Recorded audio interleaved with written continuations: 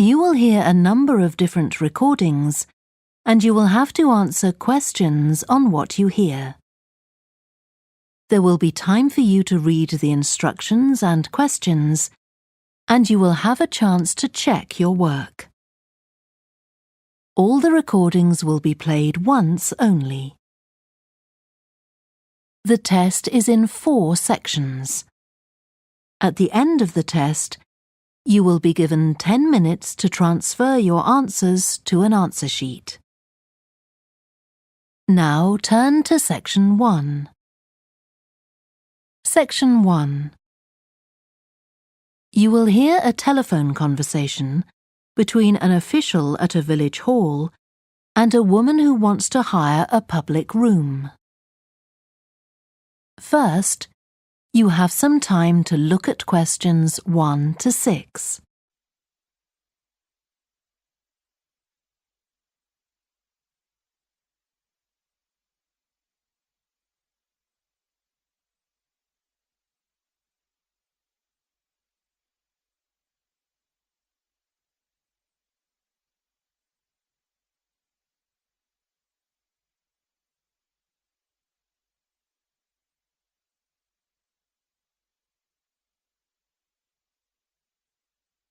You will see that there is an example that has been done for you. On this occasion only, the conversation relating to this will be played first.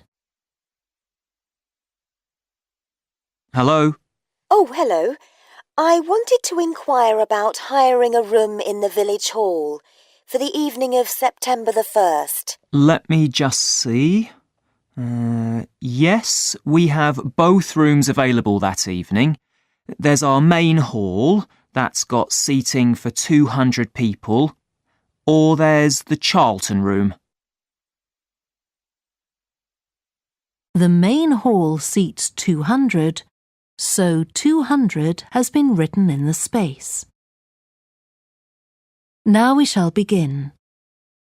You should answer the questions as you listen, because you will not hear the recording a second time. Listen carefully and answer questions 1 to 6. Hello? Oh, hello. I wanted to inquire about hiring a room in the village hall for the evening of September the 1st. Let me just see. Yes, we have both rooms available that evening. There's our main hall, that's got seating for 200 people, or there's the Charlton room. Sorry? The Charlton room, Charlton.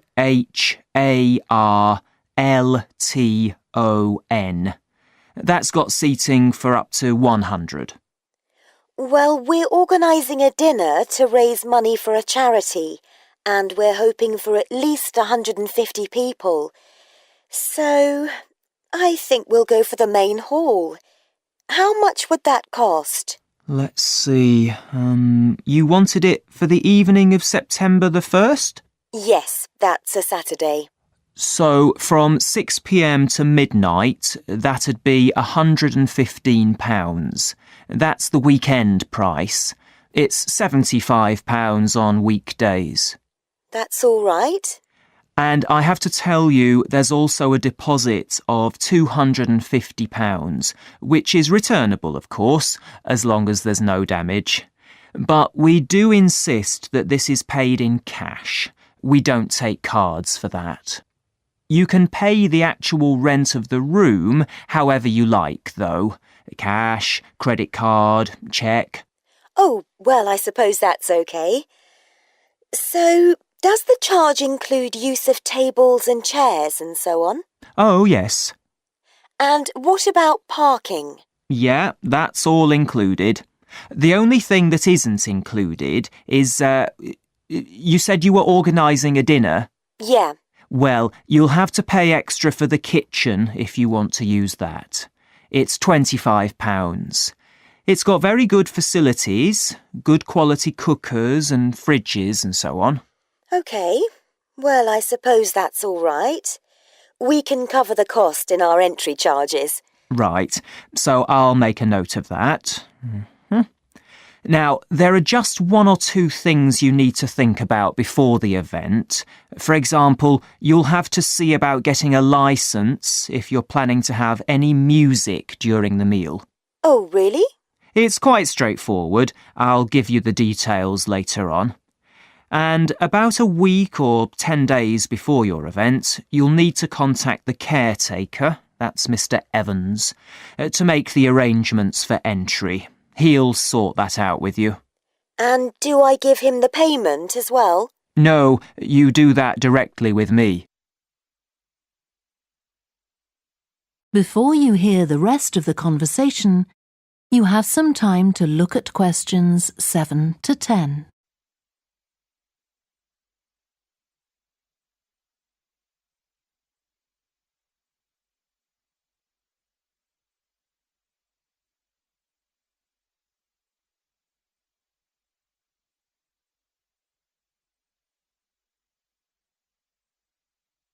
Now listen and answer questions 7 to 10.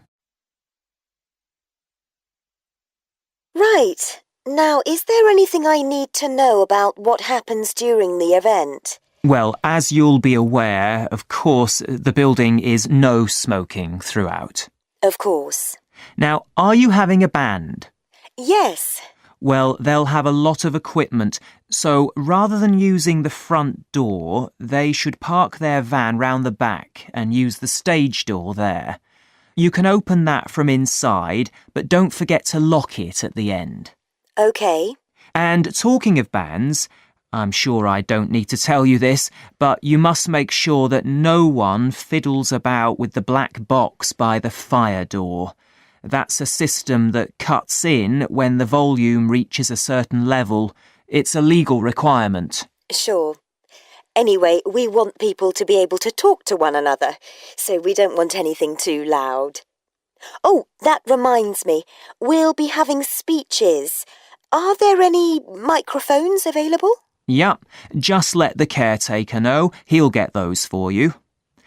Right, now, when the event is over, we do ask that the premises are left in good condition. So there's a locked cupboard, and you'll be informed of the code you need to open that. It's got all the cleaning equipment, brushes and detergent and so on. Right. So what do we need to do after everyone's gone? Sweep the floors, I suppose? Well, actually, they have to be washed, not just swept. Then you'll be provided with black plastic bags, so all the rubbish must be collected up and left outside the door. Of course. We'll make sure everything's left tidy. Oh, and I forgot to ask. I presume we can have decorations in the room? Yes, but you must take them down afterwards. Sure. And the chairs and tables should be stacked up neatly at the back of the room. I'll make sure I've got a few people to help me. That is the end of section 1. You now have half a minute to check your answers.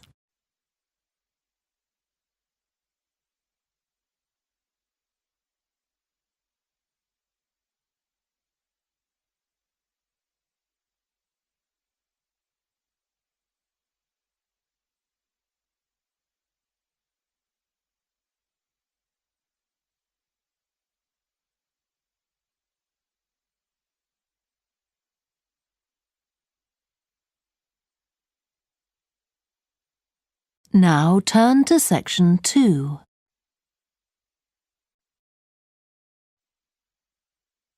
Section 2. You will hear a guide talking to a group of visitors to a farm.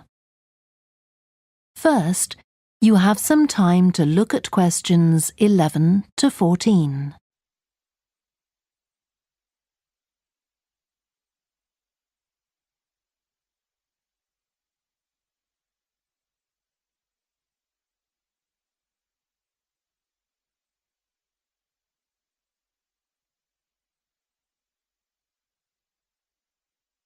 Listen carefully and answer questions 11 to 14.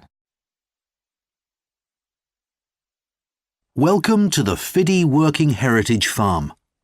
This open-air museum gives you the experience of agriculture and rural life in the English countryside at the end of the 19th century. So you'll see a typical farm of that period, and like me, all the staff are dressed in clothes of that time. I must give you some advice and safety tips before we go any further. As it's a working farm, please don't frighten or injure the animals. We have a lot here, and many of them are breeds that are now quite rare. And do stay at a safe distance from the tools. Some of them have sharp points, which can be pretty dangerous, so please don't touch them. We don't want any accidents, do we? The ground is very uneven, and you might slip if you're wearing sandals, so I'm glad to see you're all wearing shoes. We always advise people to do that.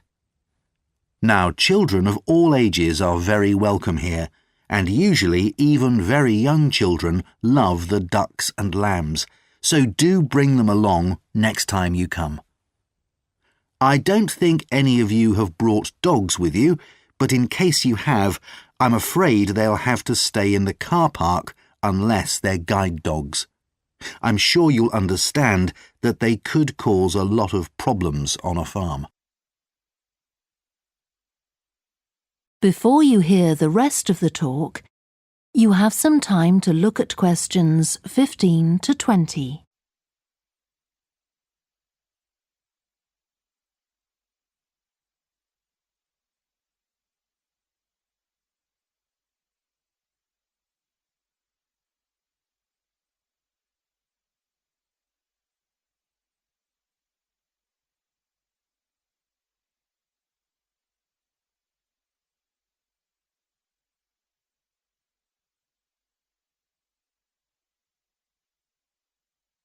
Now listen and answer questions 15 to 20.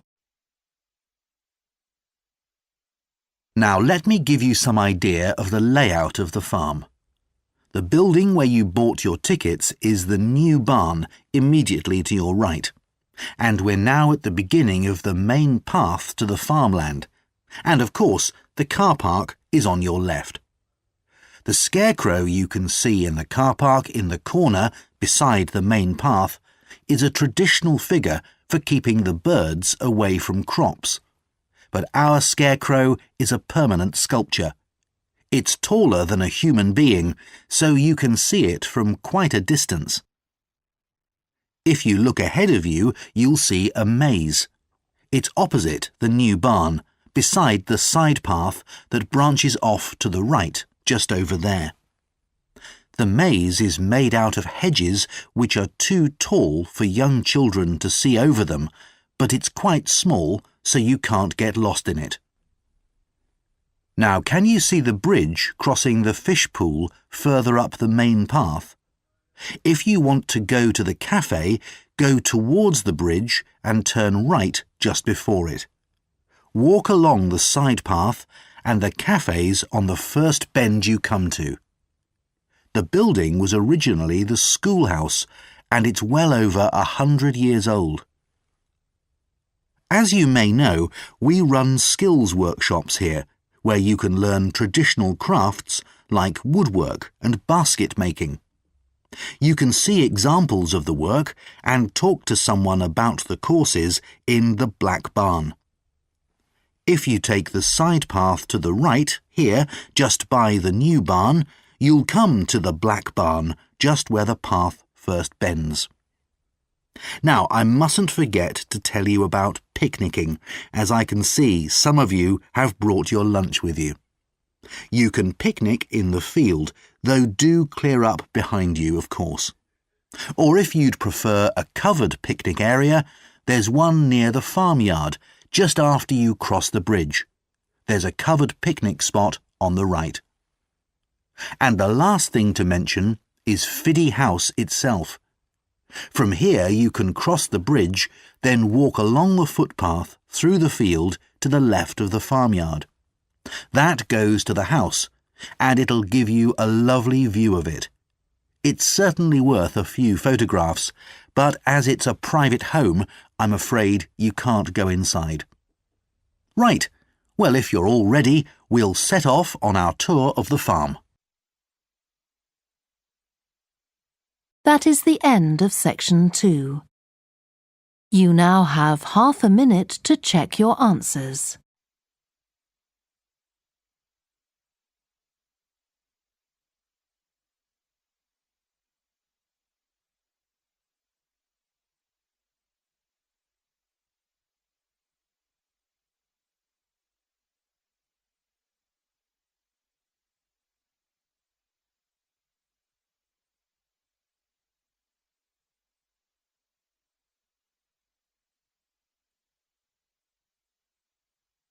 Now turn to section 3. Section 3. You will hear 2 psychology students called Lisa and Greg discussing a project they have to do. First, you have some time to look at questions 21 to 27.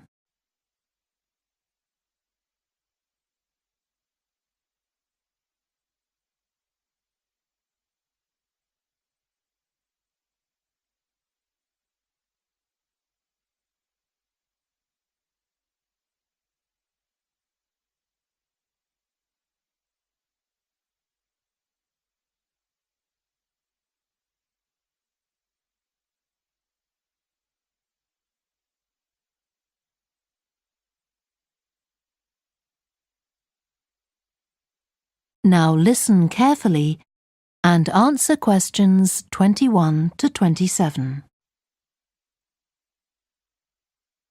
OK, Greg, so I finally managed to read the article you mentioned, the one about the study on gender in physics. About the study of college students done by Akira Miyake and his team. Yeah, I was interested that the researchers were actually a mix of psychologists and physicists. That's an unusual combination. Yeah, I got a little confused at first about which students the study was based on. They weren't actually majoring in physics, they were majoring in what's known as the STEM disciplines. That's science, technology, engineering and math. Yes, but they were all doing physics courses as part of their studies. That's correct. So, as I understood it, Miyake and co. started from the fact that women are underrepresented in introductory physics courses at college, and also that, on average, the women who do enrol on these courses perform more poorly than the men. No one really knows why this is the case. Yeah, but what the researchers wanted to find out was basically what they could do about the relatively low level of the women's results. But in order to find a solution, they needed to find out more about the nature of the problem. Right. Now, let's see if I can remember. It was that in the physics class, the female students thought the male students all assumed that women weren't any good at physics. Was that it? And they thought that the men expected them to get poor results in their tests. That's what the women thought, and that made them nervous, so they did get poor results. But actually, they were wrong. No one was making any assumptions about the female students at all. Anyway, what Miyake's team did was quite simple, getting the students to do some writing before they went into the physics class. What did they call it? Values affirmation. They had to write an essay focusing on things that were significant to them, not particularly to do with the subject they were studying, but more general things like music or people who mattered to them. Right. So the idea of doing the writing is that this gets the students thinking in a positive way. And putting these thoughts into words can relax them and help them overcome the psychological factors that lead to poor performance. Yeah. But what the researchers in the study hadn't expected was that this one activity raised the women's physics grades from the C to the B range. A huge change. Pity it wasn't to an A, but still. No, but it does suggest that the women were seriously underperforming beforehand in comparison with the men. Yes. Mind you, Miyake's article left out a lot of details, like did the students do the writing just once or several times? And had they been told why they were doing the writing? That might have affected the results. You mean if they know the researchers thought it might help them to improve, then they just try to fulfill that expectation? Exactly. Before you hear the rest of the discussion, you have some time to look at questions 28 to 30.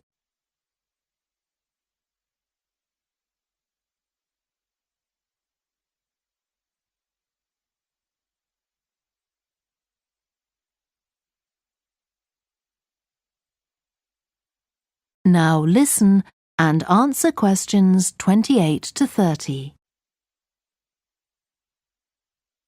So anyway, I thought for our project we could do a similar study, but investigate whether it really was the writing activity that had that result.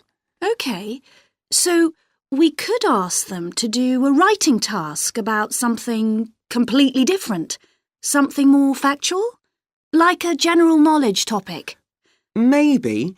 Or we could have half the students doing a writing task and half doing something else, like an oral task. Or even half do the same writing task as in the original research and half do a factual writing task. Then we'd see if it really is the topic that made the difference or something else. That's it. Good. So, at our meeting with the supervisor on Monday, we can tell him we've decided on our project. We should have our aims ready by then. I suppose we need to read the original study. The article's just a summary. And there was another article I read by Smolinski. It was about her research on how women and men perform in mixed teams in class, compared with single-sex teams and on their own. Let me guess.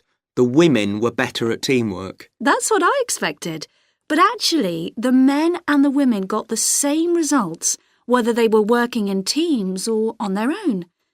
But I guess it's not that relevant to us. What worries me, anyway, is how we're going to get everything done in the time. We'll be okay now we know what we're doing.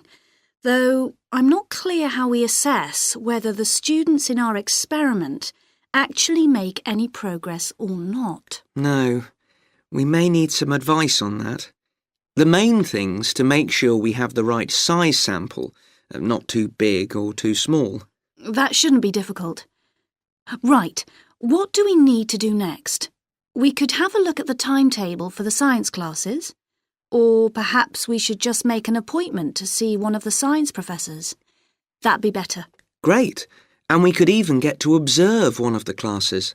What for? Well, OK, maybe let's just go with your idea. Right, well, I think that's everything for now. That is the end of section 3. You now have half a minute to check your answers.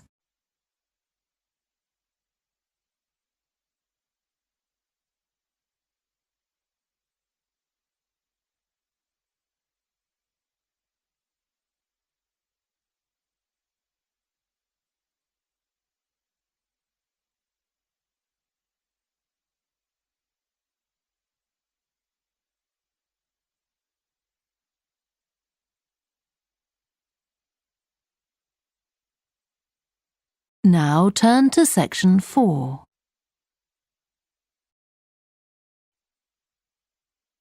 Section 4. You will hear part of a student presentation about the variety of different species that live in the world's oceans. First, you have some time to look at questions 31 to 40.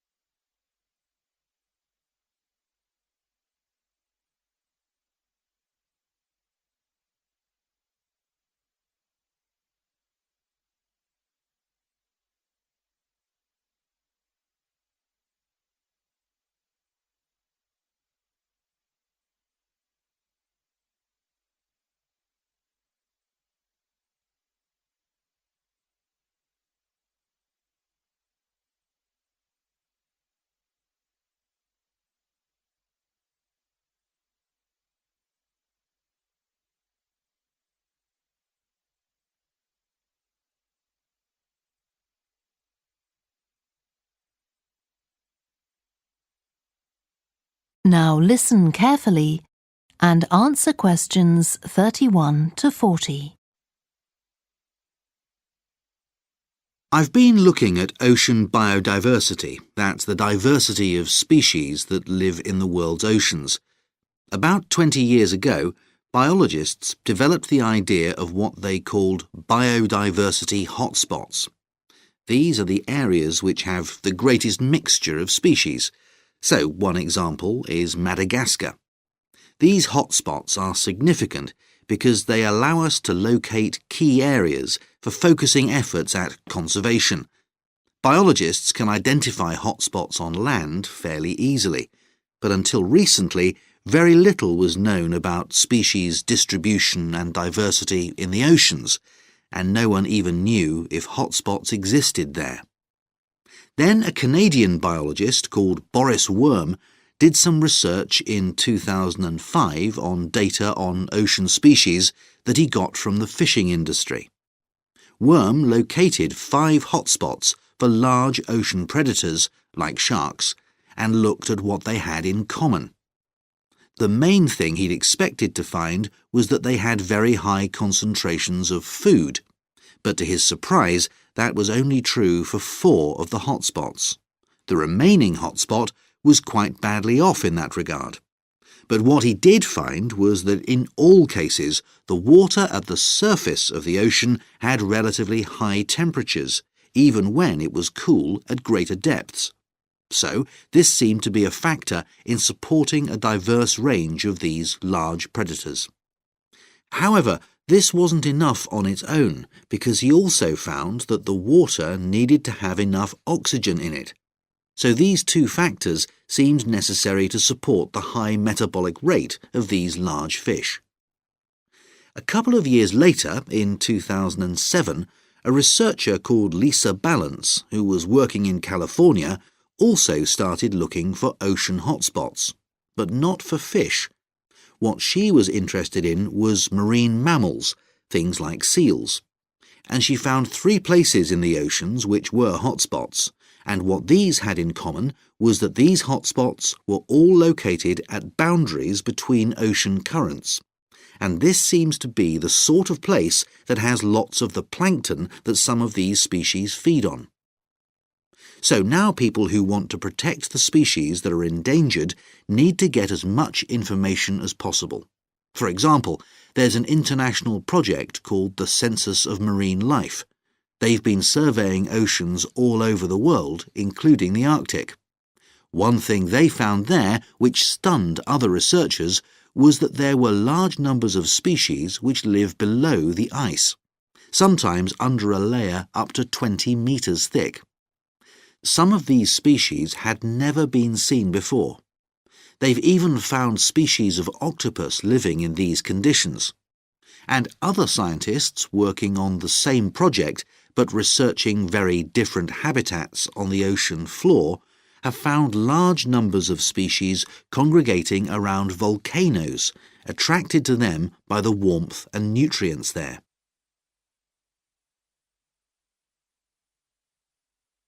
However, biologists still don't know how serious the threat to their survival is for each individual species. So a body called the Global Marine Species Assessment is now creating a list of endangered species on land, so they consider things like the size of the population, how many members of one species there are in a particular place, and then they look at their distribution in geographical terms. Although this is quite difficult when you're looking at fish because they're so mobile. And then thirdly, they calculate the rate at which the decline of the species is happening. So far, only 1,500 species have been assessed, but they want to increase this figure to 20,000.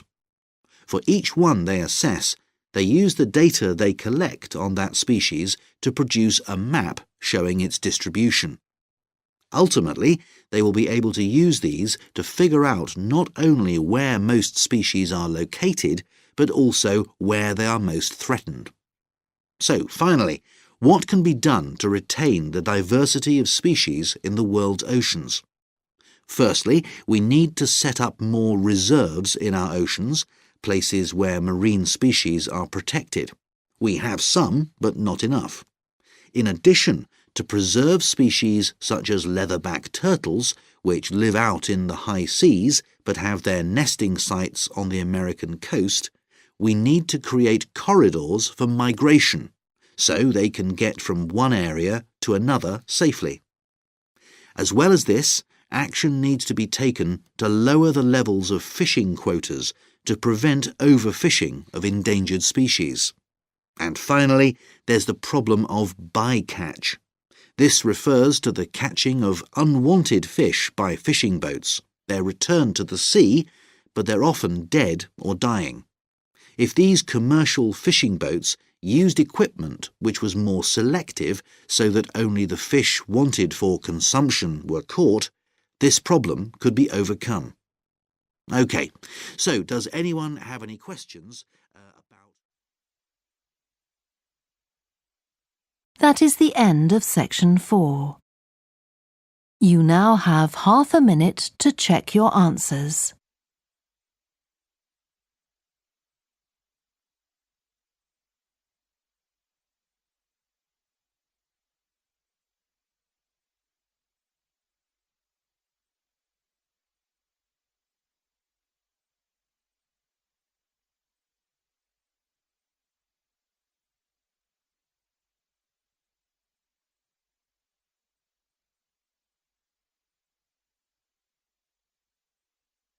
That is the end of the listening test.